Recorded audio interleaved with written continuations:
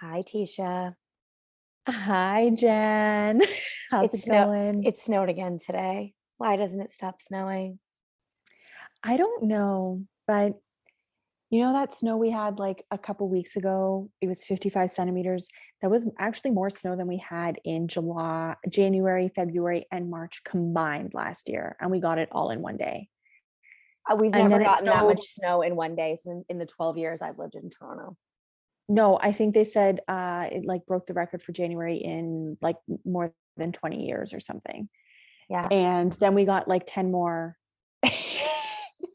And Then then it snowed I again. woke up to some fresh snow and then it was just snowing again now. I mean, I love the snow. I'm not like a snow hater at all, but it's like I didn't shovel from yesterday. So It's the shoveling and the cleaning of the car that I don't enjoy.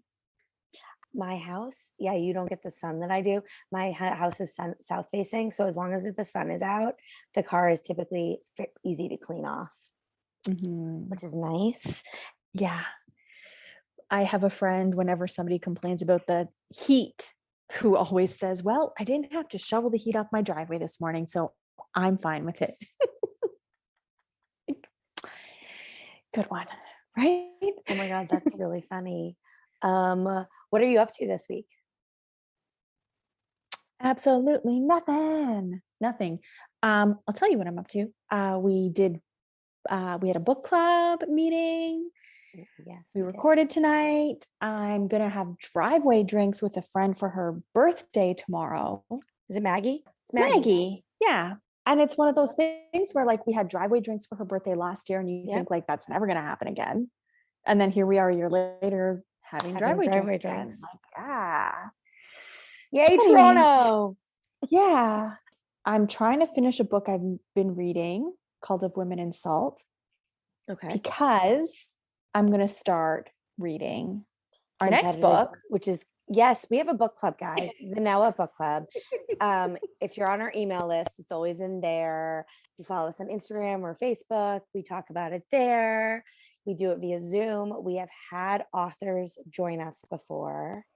Yes. I do have to reach out to the author of this upcoming book for February. Her name is Nora Zelovansky, and I the book is believe called Competitive Grieving. So if anyone wants to get that. And the other thing is, we're actually giving away a copy of the book. yes. So if you go onto our Instagram page or our Facebook page, you'll see the contest entry there.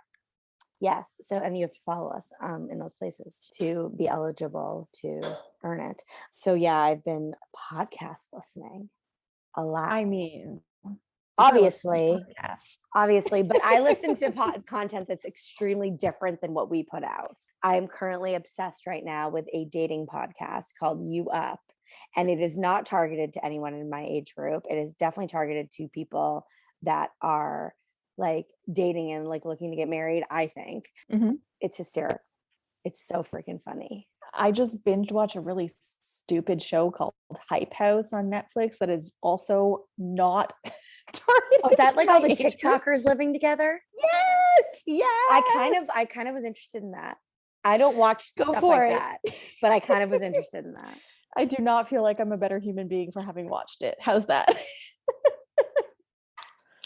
No, I wouldn't imagine you would, but It's it's so definitely an fun. entire world that I have no knowledge of. So that was kind of interesting. I'm sure it was fun. I'm sure it was fun. I I went mean, I think sledding I with my finished it. kids Yeah. yesterday. Ooh, good for you. Did you get on the sled? I did. I usually do because we were at this park near us that has a really great hill that actually Tisha's girls that have only been to that big hill just this year, and my kids are like obsessed with it. But it's nice to go to during the week after school because it's not like super busy. What is Okay, this? tell me next time you're going. Let's go. I almost messaged you, but Logan wanted to go with one of his friends. But the snow is soft right now, and there were all Mhm. these bumps, which is super fun. So I was like, yes, I will go down, and I get on the sled. Well, my foot fell off the sled and dug right into one of those bumps because it's so soft, jammed up my leg, and we Oh, stopped. And I was trying to be funny and take a video of it. And so my phone went flying and then Logan slid over it. It's fine. It all still works. It's great. But like, I feel like a full on old lady now, like all up my leg. I'm going to have to like call my chiropractor. I'm like, wow, this is 40s. Oh This is your gosh, 40s. this is it. Um, this is Yeah. why I told them, I was like, I need to go by myself from now on. Because, Yes. The fact that you went on with them is like, well, whoa. just with one of them, but I've done that before. But yeah, it just, but I still want to sled. I like to Yeah. sled. That's awesome. It's so much fun. What's the thing about sledding that kids don't get, and even adults, that like you walk up the sides? Like, what is that? Because I like, have no I don't answer know. for you. I always like say to my kids, sled down here, but Down the go to the middle, sides walk up the on that. sides. Yeah. And the Yeah, best I part mean, is my kid, you want to know what my kid did? So I said this to them and he's like, there's no one here. I'm like, I know, but it's just like, it's good practice. It's what you should do. Because there were enough people there that it was still more polite to do. And even though I'm a rude American, I'm raising Canadians, so I expect them to be polite. This couple, they kept walking up the middle, and my eldest is like, "What's that idiot doing? They're such idiots." No joke. He goes down the hill and walks right up where he sled down.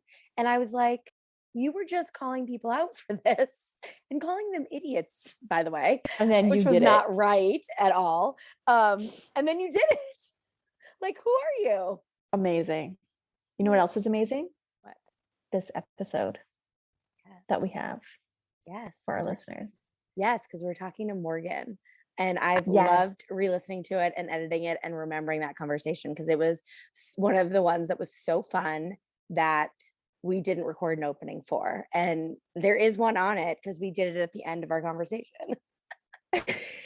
But yeah, we just like got on the call with her and just started into it. I've been following her on Instagram for ages, and her Instagram handle is @morganizedliving. And yeah, I love her. She's awesome. So, and she's going to be talking to us about leaving the Mormon Church. Yes, which is Yes, really, I don't know, interesting conversation. It's not something I really knew much about. And so we were it's really something that I thankful. find really fascinating, and just to Yes. talk to somebody kind of firsthand who has that experience. It's a good one. It's one that you need to share with your friends, because I don't know, anyone who likes like a good story, Morgan's Yeah. fun. Yeah. Yes. And we like more listeners. We love more Let's be listeners. real. Definitely. Listen, download, share, like, follow, subscribe, rate, all of those things. Every single one of them supports our show in free ways that helps us. And if you, I don't know, have the means and want to join us over on Patreon or buy us a coffee, the links for that are down below as well. We would love to have proper audio equipment, folks.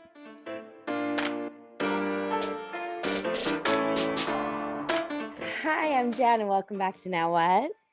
Hi, I'm Tesha. Today we are meeting with Morgan, who I have been following on my personal account for quite a while. I found her through the minimalist community, and she posted something one day recently, and I was like, oh my gosh, I cannot believe I haven't thought of inviting her on the show.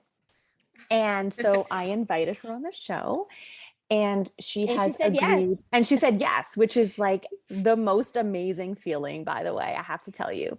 When we pitch guests and they say yes, it's just incredible. I'm going on a tangent a little bit, but it speaks to me when people accept that, like, oh, we're doing something that people see value in, and that people can make meaning from.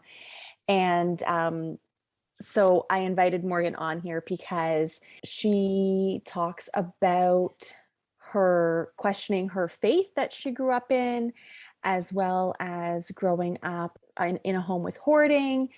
And she is a fellow podcaster. Her and her husband have a podcast called The Minimalist Couple. So all good things. Welcome, Morgan. Can you tell us a little bit more about yourself?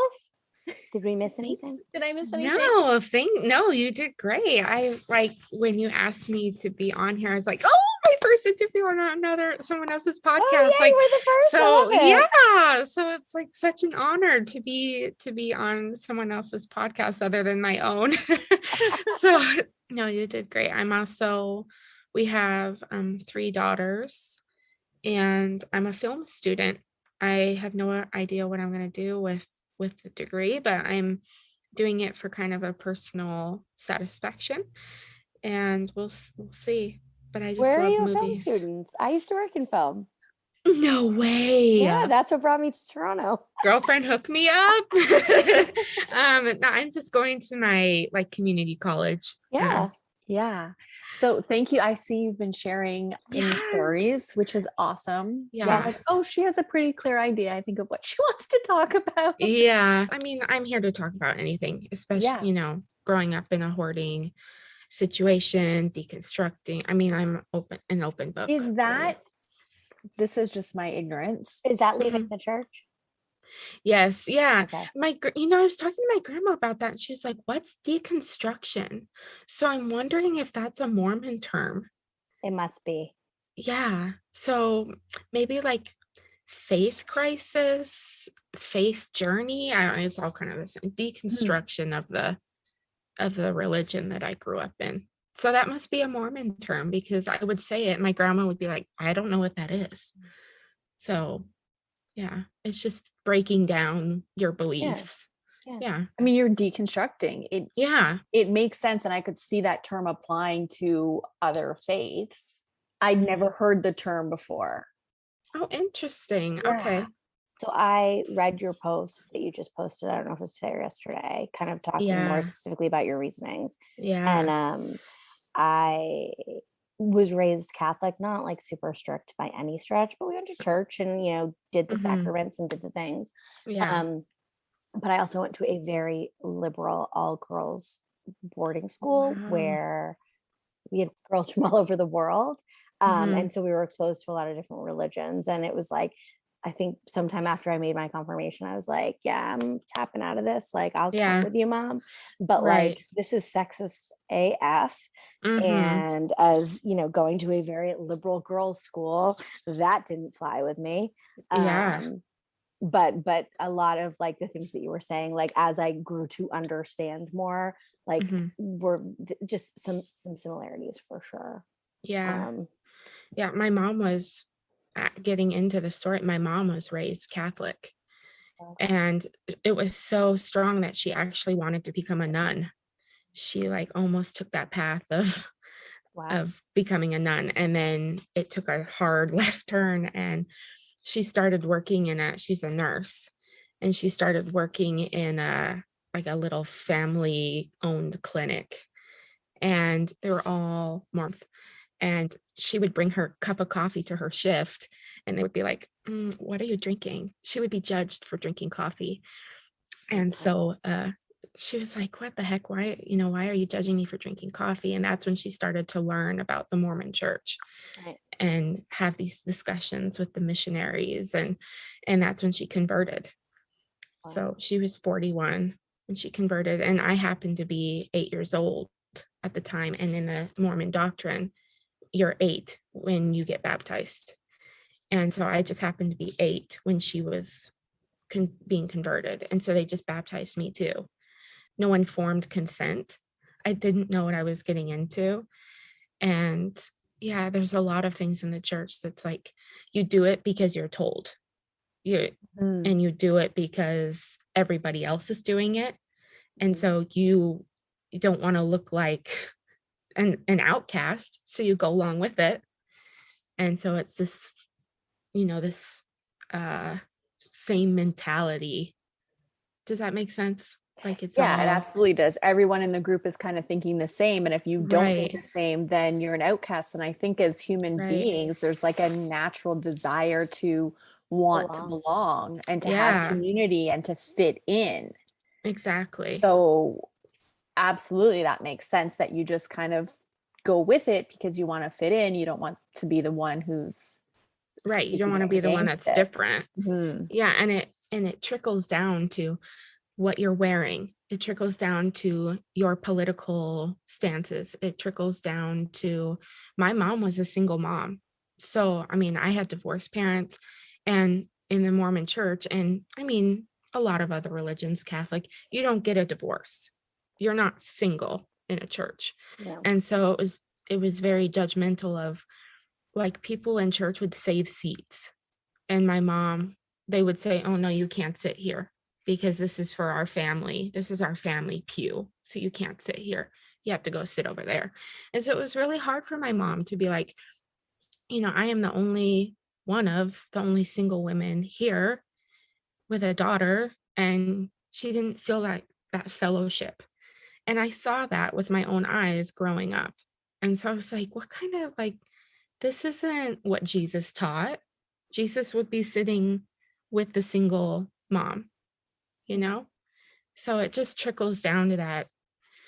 But she still stayed with the church. Yeah, that's Yeah, she stayed because she really loved the values. I mean, don't get me wrong.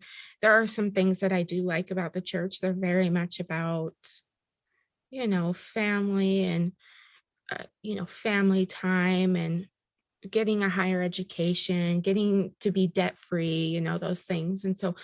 And it is a great community, as in great at networking. If you need to find a job, a Mormon will help you find a job. And so she liked that camaraderie, especially as a single mom. She liked that. And I didn't make friends easier. I was kind of like a loner and very introverted. So she liked that I had this kind of built-in group of friends my age.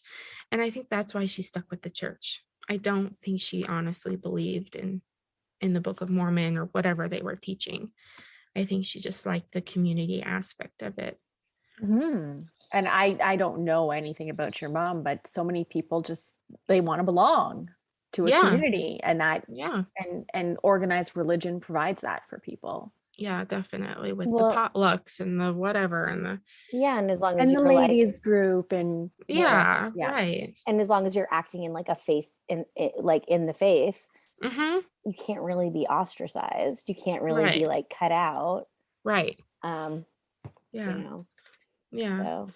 And so when I got to high school, well, even then, I think when I went off to college, that's when I started to find my own, like, maybe I do believe in the church. Like I wasn't living under my mom's testimony of the church is true and the blah, blah, blah. I was actually finding my own way. And it didn't help. I went to a Mormon, well, it wasn't Mormon, but it was a very, very Mormon town in Arizona. It was like a little mini Utah, and everybody was Mormon. And so I went to this school. And so I lived in this sheltered Mormon bubble. Mm-hmm. I didn't know anything differently.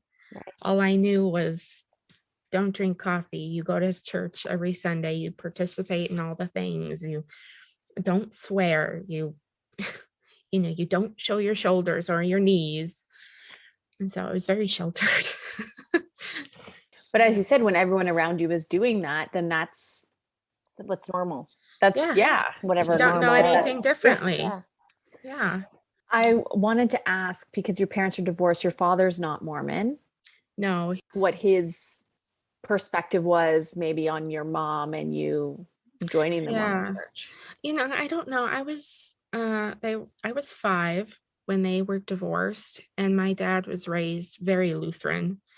Like the religion was shoved down his throat. And so he became very like, no organized religion, nothing.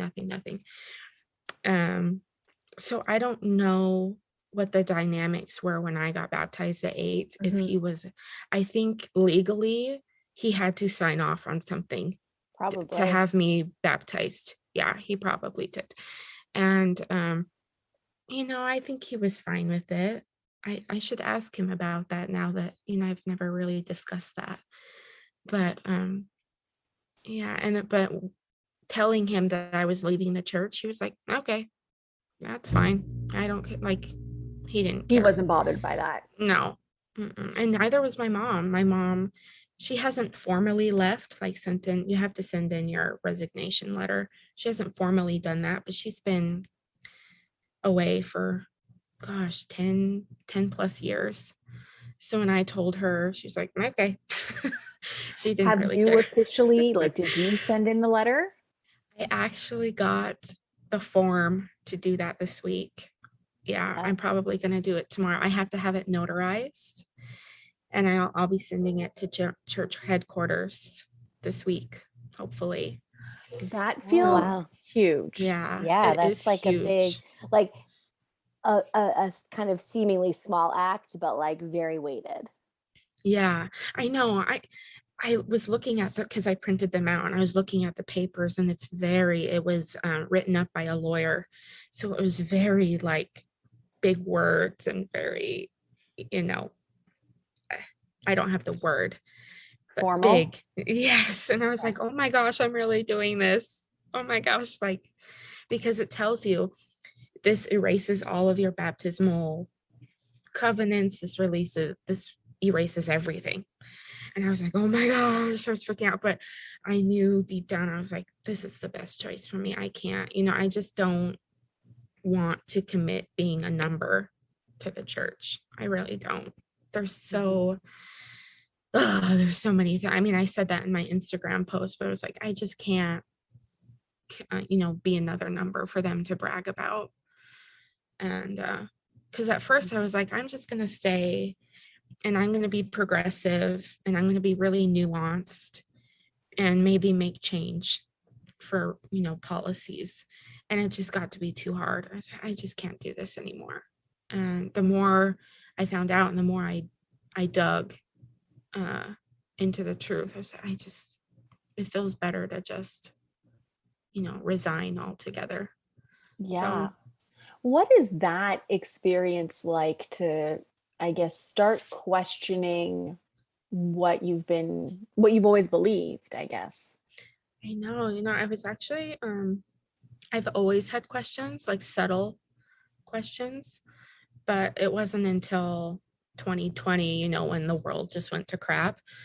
And I was really scared at first. I was like, I don't know if I want to, because I heard all of these like resources you could read and books you could read, and that would tell you the truth. And I was like, I don't know. I'm scared. I'm nervous that, because you kind of walk that line of you want to stay because you're married and you have kids and this is your whole world and this is kind of your comfort zone. But then that I just didn't want to be ignorant. I was like, this for myself. So it was scary. And I was talking to my therapist about how it really is like a grieving process. 1 minute you're really sad, 1 minute you're angry, the next you're like, well, what, you're bargaining, you're like, what if I do this and what if I, so it really is like a grieving process. And no one ever talks about that. It's all like, I don't know. No one really ever talks I left my about that. religion and that's the end. Yeah. And then that's the it. And maybe that's the difference between being in like a non-denominational Christian church versus a high demand religion, which is what Mormonism is. It is high demand. They ask a lot of you. And but they put this fine little sticker on it that it's that you're doing God's work and that it's for your best and you're building faith and you're what. No, it's high demand. It's a lot of work to be a member of the Mormon Church. Well, I mean, there's just a misconception of what we should be grieving anyway. Yeah. Do you know what I mean? Right, Like, right. The loss of any kind of a relationship, friendship, Definitely. marriage. You had a relationship with your church. That is a cause to grieve. Loss of a job is cause to grieve. Like we don't like acknowledge that that's what's going on. Yeah. That's what can happen after you sever that. Right. And I think I mentioned it like when I first started talking about it on my Instagram. I was like, this is being a member of the church has been my identity. I mean, they told you what to wear, they told you what to eat, down to like, no coffee, no alcohol, no marijuana, all that. So what to wear, what to eat, where to go on Sundays, who your friends were, because you need to have friends who are like-minded. And it just, so that was my identity. Where your money goes. Exactly. Yes. 10% Right? of your income, you have to tithe. And, to sever all of that, that is losing your identity. That is like, you have to start from scratch of, do I really believe this? Or is this something that I've been indoctrinated to believe?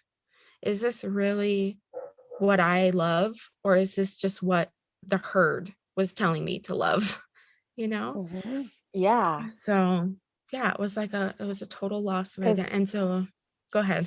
I was just gonna say, like, because growing up with the church, there's a lot of should. There's a lot of things Right. that you should be doing, and you don't really know, as you said, like, am I doing this because I love it, or am I doing this because I've been told I should? Right. That this Right. is how I'm supposed to be, or Yeah. this is how I'm supposed to talk. This is what I'm supposed to do. This is how I'm supposed to spend my time. This is who I'm supposed to Yeah. socialize with. Like you said, it sounds really high demand. It yeah, Like, it is there is. an area of your life that it didn't touch?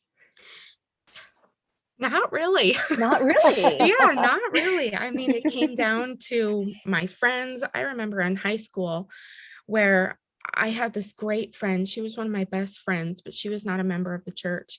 And I remember thinking like I had to choose between her or my church friends because this friend over here didn't understand. She didn't understand that I had to go to church every Sunday and I couldn't wear the bikini, or I couldn't maybe Go out for secretly coffee. drink at a party. Like she didn't understand any of that. And so I felt very like I had to choose between her or my church friends. There was no, I can't make both work.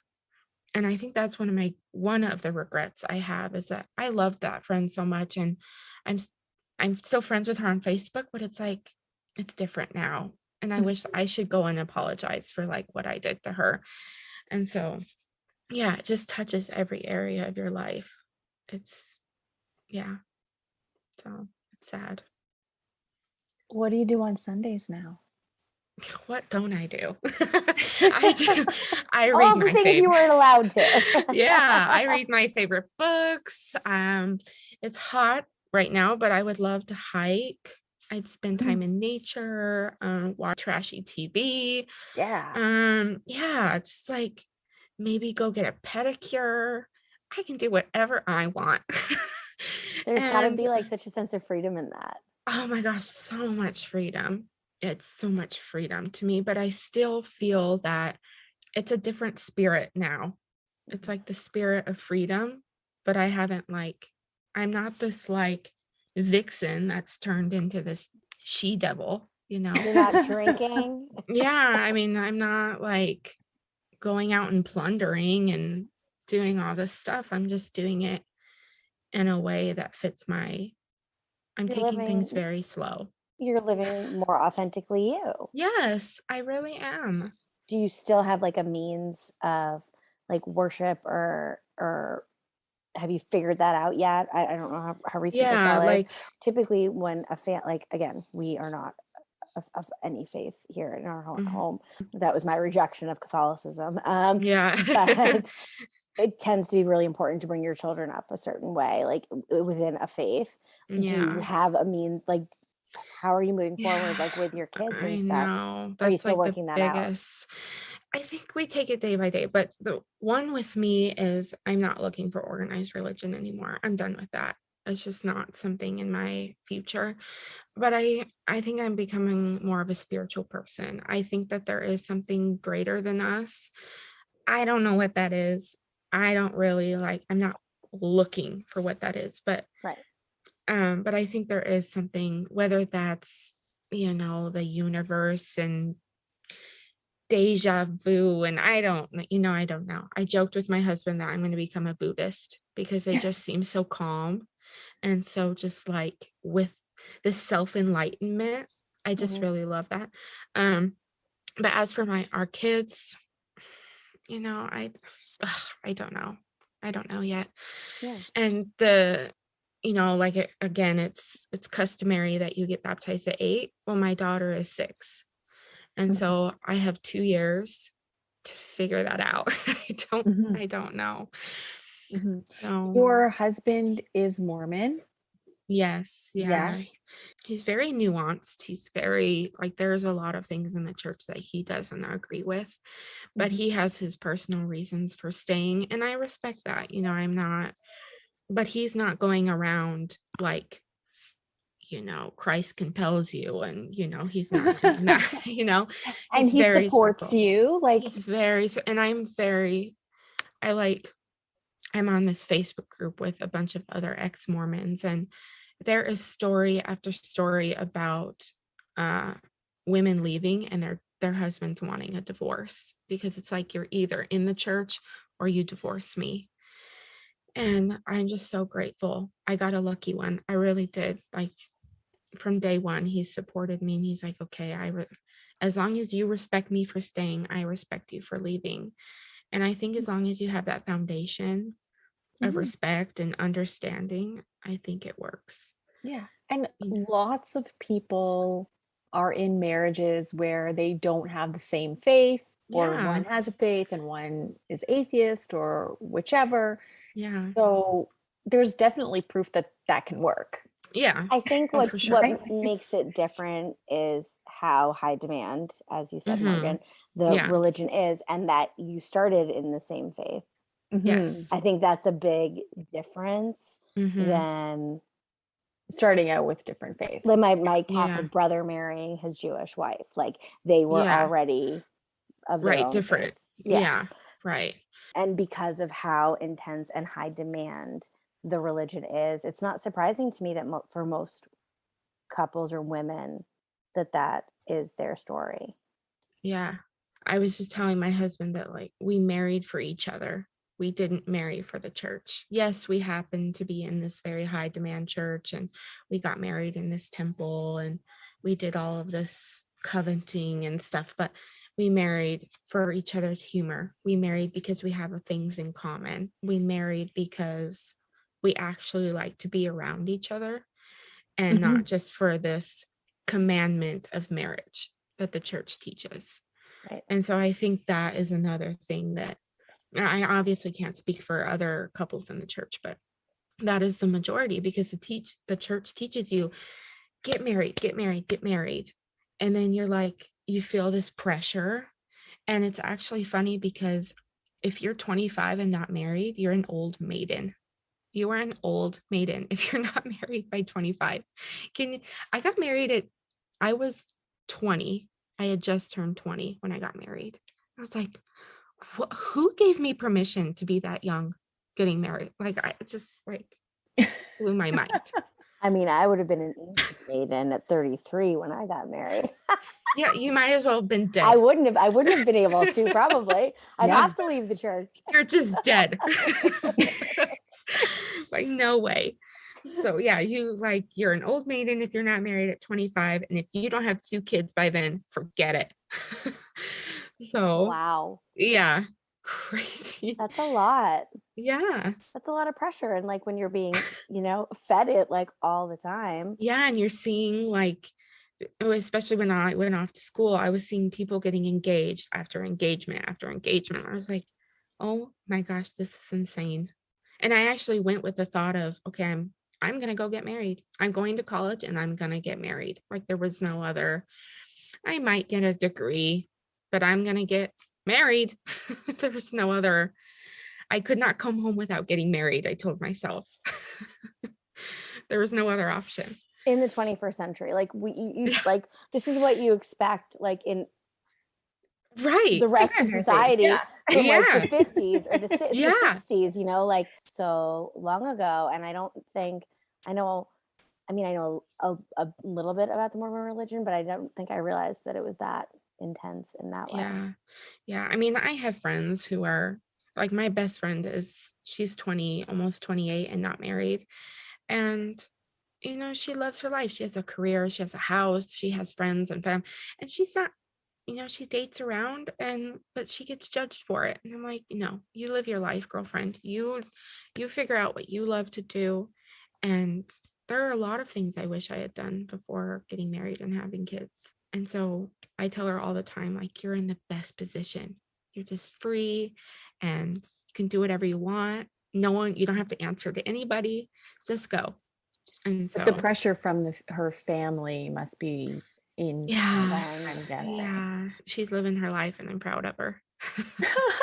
Yeah. So yes. Well, you're living yours too, and it's like you're doing it in a way that's like really supported, which is probably not always the case. It just sounds like, even just from what you've shared, is not the case. But I feel like a really strong and intense community is great when you need it, but when you decide that it doesn't serve you anymore, that's not an easy thing, I'd imagine. Yeah, but I tell myself, like, I'm free to make friends with whoever I want. I can go, I can just go. I felt very like boxed in, like I could only have friends who are inside the church, who go to church with me. But now I have this open door to go be friends with whoever I want. I can mingle with whoever I want. And so it's the freedom. It tastes good.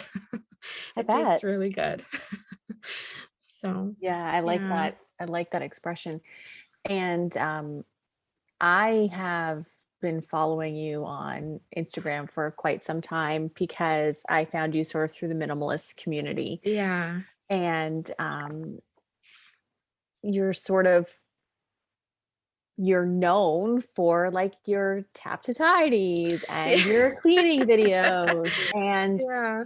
now you've got this other sort of Yeah. element that you've added and you've started posting about.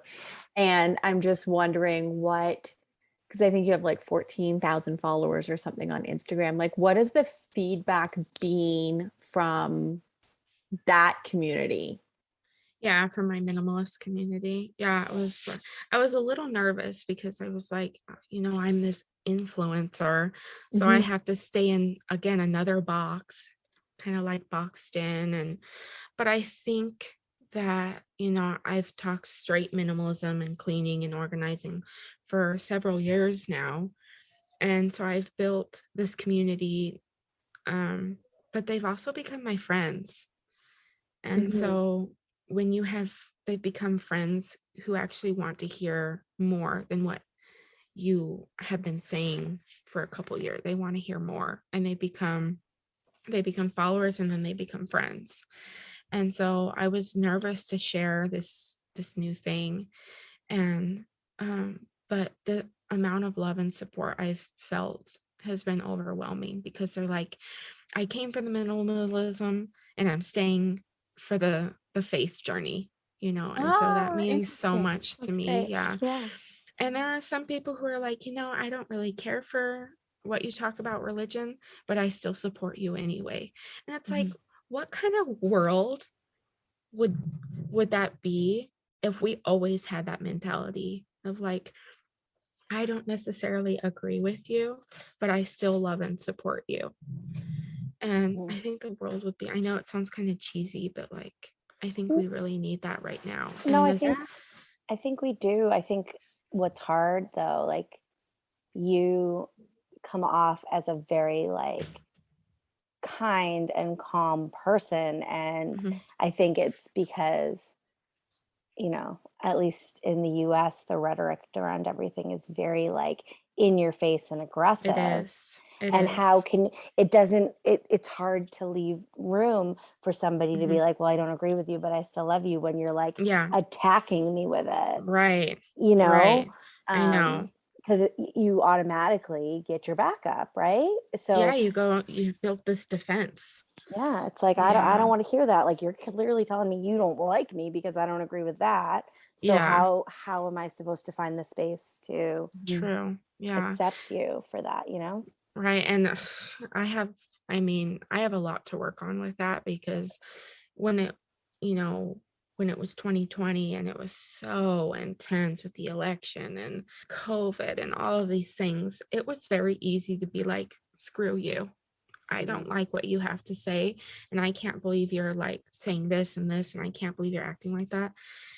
And so I think you have to find that fine line of, okay, it's actually about setting a boundary. You're like, okay, I'm not going to change your mind. You're not going to change my mind. So we might as well, you can believe what you're going to believe, and I'm going to believe what I'm going to believe. And we just have to find that agree to disagree thing. It's Yeah. hard when you're talking about tough subjects like racism, homophobia, misogynistic tendencies. That's hard. And I have had to create those boundaries, especially on Instagram, Yeah. when it's like, I don't like what you're talking about and blah, blah, blah, blah, blah. It's like, I'm sorry. You can go somewhere else then. I didn't invite you here. Like, you're Yeah. welcome, Yeah. but You're also welcome So, to leave. yeah. Yeah. And I'm thinking even in your day-to-day life and your relationships, when that has all been centered around having a common faith, Hmm. and now you're questioning that faith, Yeah. you're going to now have some differences of opinion, I'm assuming, between you and people that you're friends with or that you socialize with. Yeah. Yeah. And I think that, well, therapy has helped a lot. Therapy has helped me learn my boundaries and this self-knowledge. And, as long as I'm happy with myself and I am choosing what's best for me, nothing can harm me. Nobody's words, nobody's actions. I think that as long as I am happy with myself and confident in my decision, people can talk all they want. They can tell me that they're disappointed in me. They could tell me that, maybe my faith wasn't as strong enough and that's why I left, which I think is very dismissive, by the way. That was a comment told to Yeah. me of like, oh, well, your faith was never strong enough, so that's why you left the church. Do you know how dismissive and small-minded that is and Because hurtful? it's your fault that you couldn't make that work. Yeah. that you And couldn't it's conform to what Yeah. somebody else said you should. There's right. nothing at all wrong with the church at all. Right. That's what I said. I was like, if you say something against the church or if you leave the church, it's never the church's fault. It's always your fault because the church is perfect. The people may not be perfect, but the organization is. And so if you leave, that's your fault. The church So sounds like a narcissistic boyfriend. Yeah. I was going to say it's manipulative. yeah, it's so toxic. It's Mhm. so toxic. And I want to preface that not everybody is like that. There are some amazing people I've met in the church and I'm still friends with till today. But this culture of judgment and entitlement and elitism, it's like, no, thank you. I'm not going to be shamed anymore. They shame you for like, oh, well, if you didn't come to church 3 Sundays in a row, you must have sinned or you must have something wrong with you. I'm not going to be shamed into going back to church. That's not how this works. Like, that's not how any of this works. No. And so, yeah, it's just, so you just got to let it roll off your shoulder. Did you find your way to therapy as you were like going through this, or had you been in therapy prior? Or it sounds like, and this could just be a misconception on my part, that the church wouldn't support someone being in therapy. You should be in therapy with your like yeah, right. pastor or whatever. Right. Yeah. Your clergy. Yeah. Your clergy, yeah. I was like off and on in therapy, and actually the church has church services where they offer therapy. Okay. But it's $120 a session. And maybe The that's church is typical. charging you for that? Yeah. Oh. Yeah. And I okay. actually, I forgot to write this on my post, but one of the things that struck me with the church is that they have like 180 billion with a B dollars sitting around. Just 180 billion. Do you know how many people that could feed? Oh my God. Do you know how many people that could help find housing? And I had gone to my bishop, my local clergy, and I said, I need money. I need help with tithing to pay for this therapy that I'm doing through the church. It's $120. And usually the members' tithing goes, to help other members. And he said, no, we don't have enough money for that.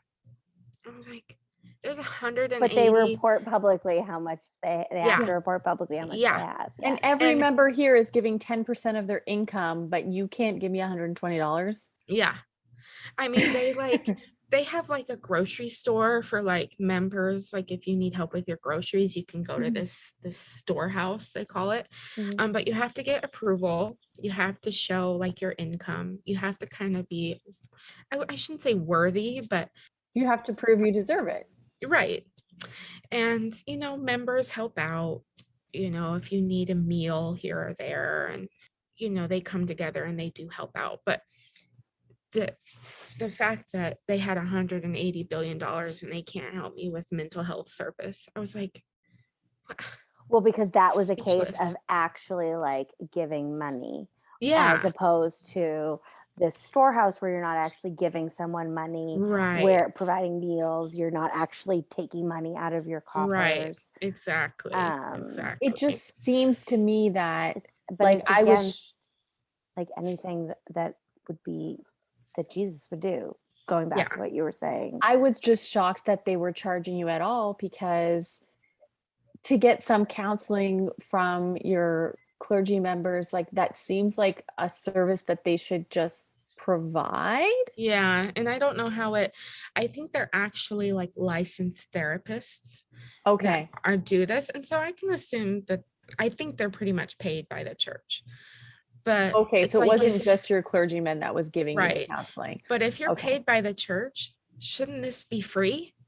Why am or I? subsidized in some way. Yeah, There's and no way. I There's should no check way. on that. I don't know if they are paid by the church. I'm not sure. But if they are, it's like, why am I paying for your services if you're already being paid? But Doesn't or it may, I think it might. Who knows? Who knows what it could be? I But don't know. I shouldn't say that, but So in it's that case, the still, church is sort of telling you who is approved. is approved yeah, for you to Which- seek yeah, the counseling. yeah. Everybody deserves to have access to mental health.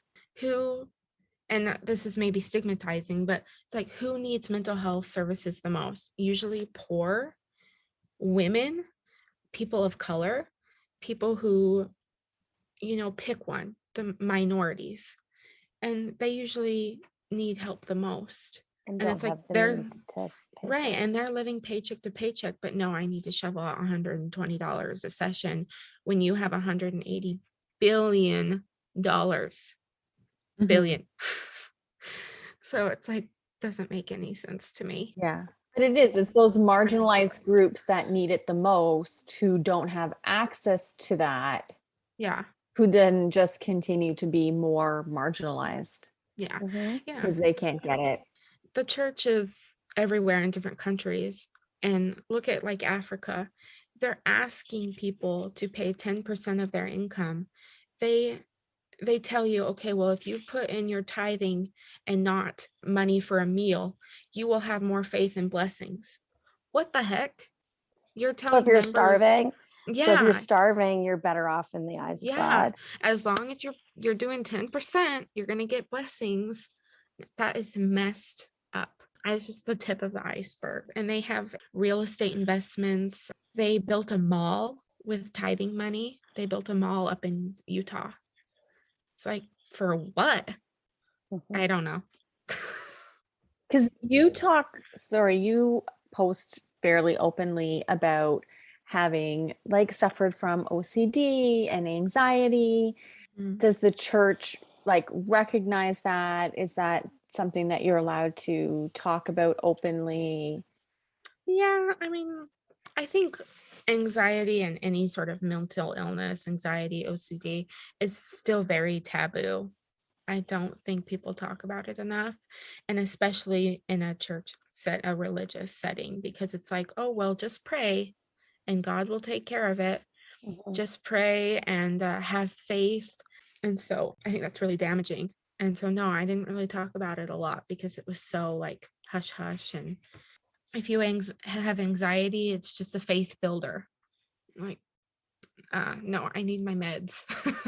I need my meds and I need therapy and I need something that is like gonna stick, because faith changes. Faith is so fluid. And so I'm like, well, if I don't have faith, then God will never heal me. Is that really what you're going to tell people? Is that Or really what? if you question your faith, and everyone goes through, no matter how devout you are, a questioning of their faith at some point. Yeah. Does that mean like it's like you're not getting your meds because you're questioning your Right. faith? Right. And so it's just like, yeah, it's very toxic. And so, no, I think it needs to be talked about. And this toxic positivity, is that what they call it? Mhm. Yeah, it's like that is all in the church, because the church teaches you to be perfect, because we'll be perfect in heaven. And so they don't ask you to be perfect, but it's very, The message is sent. The message is, yes. And so it's like, oh no, I have anxiety, so I haven't prayed enough. I have anxiety, so I haven't read my scriptures enough. And maybe God is giving me this because I haven't been faithful enough. And I'm not perfect because I have this, something's wrong with me. And so it's so damaging. So, Mhm. yeah. Did that add to some of the questioning that you have with regard to the faith? I'm not sure if I think that it was probably not helping it, but I don't think it was leading to like, I don't think it was like a shelf breaker of like, okay, Yeah. something's wrong here. But I don't think it added to it, because I would go to church every Sunday and not feel good enough because everybody was prettier than me. Everybody was a scriptorian and knew their stuff. And that was just more anxiety inducing. When COVID happened and everything shut down, church ultimately was canceled, I felt so much relief. I was happy. I was like, oh my gosh, I don't have to go to church anymore. Thank God. Thank God I don't have to like interact with these people anymore and be perfect and like be on it all the time. Mhm. And so when that happened, I felt my anxiety go down. And so I think it actually benefited me. Leaving the church benefited from me healing mentally. Right. Because I wasn't constantly on all the time. Do you think that was the kind of the impetus for when you were like, okay, this like really isn't serving me, because you had that Yeah. contrast, right? Of Right. when you didn't have to do all the things and be all the things. Yeah, it was like night and day. It's like, Yeah. wow, I feel so much freedom. I feel so light. I didn't realize that church was such a kind of this rock in my bag, like holding me down. Yeah, just a weight that you're carrying Yeah. around. Yeah, I didn't realize it until I let go of the rock. And I was That's a like, really wow, good image. yeah, this is Mm. heavy. This Yeah. is heavy and I can't hold this anymore. And so I need to put it down. Yeah. And because of COVID, you didn't have a choice right? Yeah. Like you were You kind of weren't forced to not like, go. yeah, you weren't breaking any Yeah. rules. You weren't like acting out of Right. faith. You were doing what you were supposed to be doing. I was told to stay home. I was Yeah. like, okay, fine by me.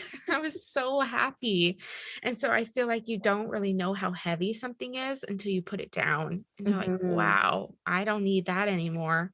I can keep going. What else can I put down? What else is weighing me down that I can get rid of?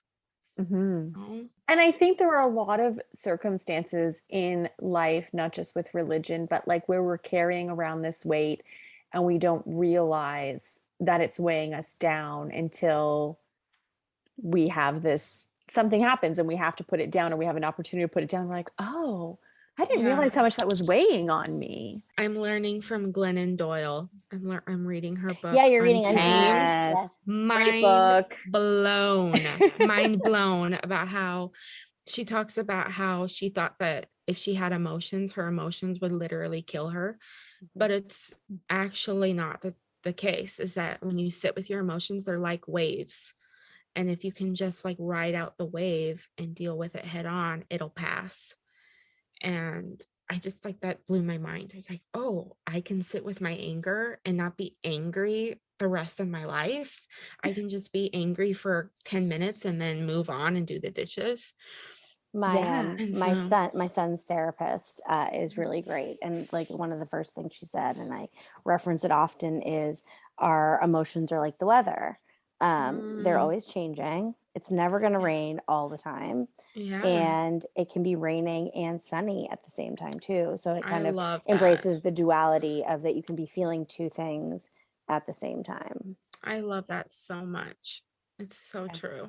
Yeah, and I think like again we are dealing with like a pretty serious trauma and grief journey, so for us that's really important. Yeah. But I can speak to the idea that it's scary to get rid of the stuff and be faced with your emotions, because Yeah. when you have been feeling them and they're already uncomfortable, the idea that it could potentially feel worse. Mm-hmm. Yeah. That's frightening. it freezes you. Yeah. Mm-hmm. Yeah, definitely. You know, and just it's not that don't it'll wanna do last it. forever, but it's Right. more that it's just like it feels like forever when you're in it. So even if it's only Yeah. 5 minutes, it's a horrible, horrible 5 minutes, right? Right. I know. Yeah. My husband's sister passed away in 2019, and it's been 2 years. That year, man. Yeah. And so just the other day, he was like, wow, has it been 2 years?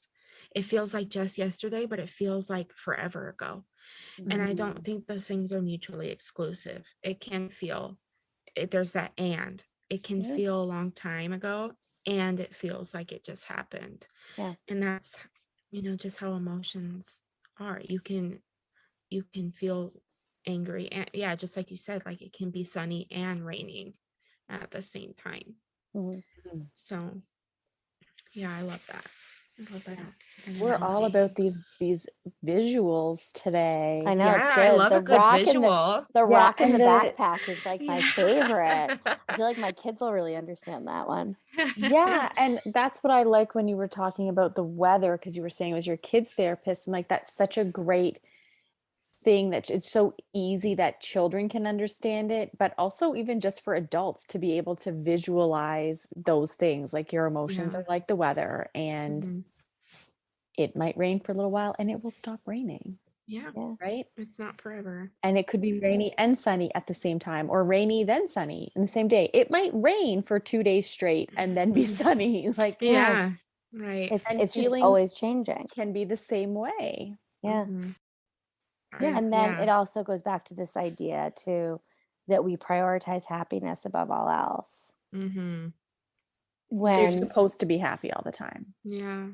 first of all, being happy doesn't exist if you don't have that sad, that it's Yeah. emotions, like most things in life, where it's like a can't find the words, but it's like all about the opposites, right? The polarity Mhm. of two opposing energies or ideas that Right. you can't have one without the other. And one of the things that like gives me a little bit of solace in the idea of grief is that you can't feel deep grief if you haven't had like great love. Yeah, right. I think there's either even some like Mormon scripture about like to feel you can't feel deep joy until you feel deep grief, or something Deep like pain or that you something, just yeah. said.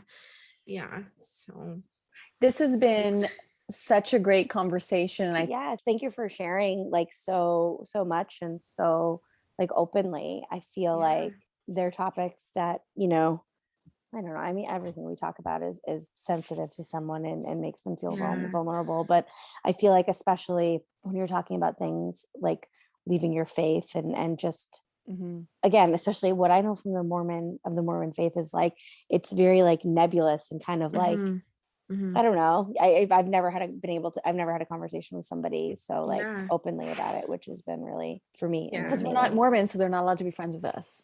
Yeah. That's right. Yeah. So yeah, it's just and I think that's where I get is like I talk about the church, but I think it's mainly just to educate. And I literally just tell the truth. I am not spinning anything. I'm not adding any sugarcoating to it. I'm just telling it how it is. And I'm just educating because people really don't know much about the church. They No, don't. because it's a very insulated community because you even said you're not supposed to have friends outside of the church. And Yeah. when you've got $1.8 billion, you're able to like keep anything that might happen that's scandalous under wraps. I know. I could, like, if I hadn't turned in my resignation papers and someone heard about this interview and what we're saying, I could be excommunicated. Right. What does that say about the organization that you're in when you're literally telling the truth?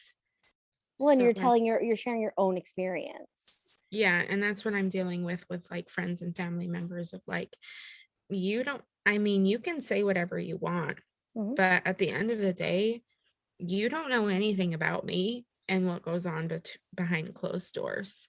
Right. And so I don't let anybody have that power of like, you can't take away my personal experiences that I've had.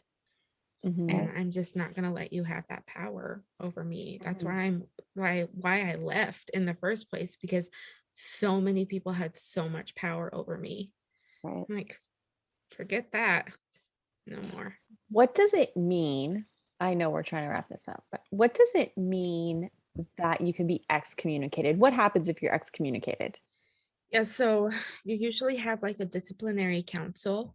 So it's usually like, think of it like as a jury and a judge, and you're allowed to call witnesses in your behalf, but it's basically just like kangaroo court. You sitting with a bunch of people who have the power to like, oh well, you did this and you did that, and so we find you incapable of being a faithful member, and so we're going to excommunicate you. And so that means that your records are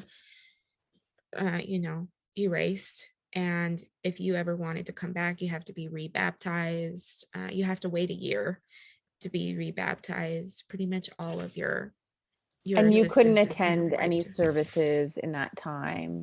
You could like go to church. I mean, but like go in the temples. You can't go into the temples because you have to show like a card, that with your membership number on it.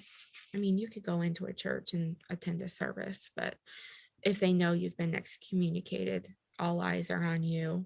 Yeah, who wants that? I wouldn't want to go.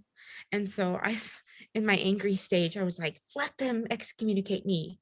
I want to do something that gets me excommunicated. But then I was like, that's more power. I'm not going to let them decide that over me. So I'm just going to leave quietly. Yeah. And, on my own terms. So that's what I'm doing. Well, and I would think also because your husband is still in the church, like True. Yes. you wouldn't, that would make things hard. Yes. And we've talked, like I told my husband, like I was just talking to him the other night, like asking, I mean, I don't need his permission for anything, but I'm not going to step on toes, and I told him I'd really love to leave, and he fully supports that. And that's, as long as I have his support and we're on the same page, nothing else matters, Because you guys are a team, and exactly. Absolutely. Yeah. What advice might you give to somebody who is questioning their faith? I would, if you're like looking to leave the church, and even maybe the Mormon Church specifically, but even your faith, I would go slow. When I left, I was like a fire hose of information, and I got really overwhelmed very quickly.